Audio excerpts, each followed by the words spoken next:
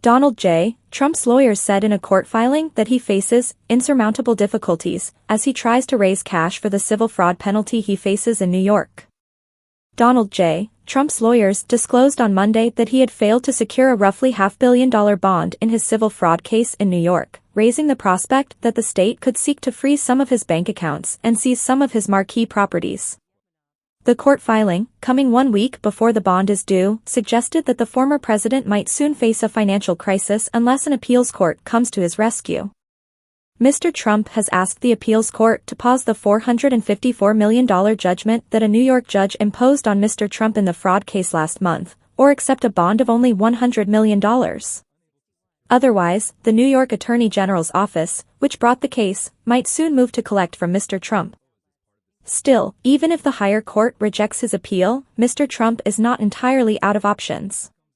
He might appeal to the state's highest court, quickly sell an asset or seek help from a wealthy supporter Mr.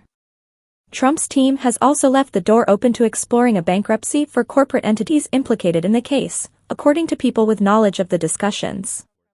That option, however, is politically fraught during a presidential race in which he is the presumptive Republican nominee, and for now it appears unlikely. The judge in the civil fraud case, Arthur F. Engoron, levied the $454 million penalty and other punishments after concluding that Mr. Trump had fraudulently inflated his net worth to obtain favorable loans and other benefits. The case, brought by the New York Attorney General, Letitia James, has posed a grave financial threat to Mr. Trump. The former president has been unable to secure the full bond, his lawyers said in the court filing on Monday, calling it a practical impossibility, despite diligent efforts. Those efforts included approaching about 30 companies that provide appeal bonds, and yet, the lawyers said, he has encountered insurmountable difficulties. The company providing the bond would essentially promise to cover Mr. Trump's judgment if he lost an appeal and failed to pay.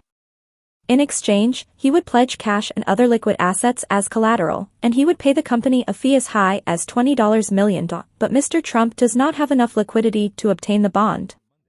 The company would require Mr. Trump to pledge more than $550 million in cash and securities as collateral, a sum he simply does not have. Although the former president boasts of his billions, his net worth is derived largely from the value of his real estate, which bond companies rarely accept as collateral. Mr. Trump has more than $350 million in cash, a recent New York Times analysis found, far short of what he needs. He might have to post an appeal bond worth more than $454 million, possibly above $500 million, to reflect the interest he will owe, in order to prevent Ms. James from seizing his assets on March 25. Under the law, Ms. James could have moved to collect from Mr. Trump as soon as Justice Engoron ruled, but she offered a 30-day grace period, until March 25. It is unclear whether she will provide Mr. Trump extra time or if she will move swiftly to collect. Nor is it clear whether the appellate court will rule on his plea for help before the deadline.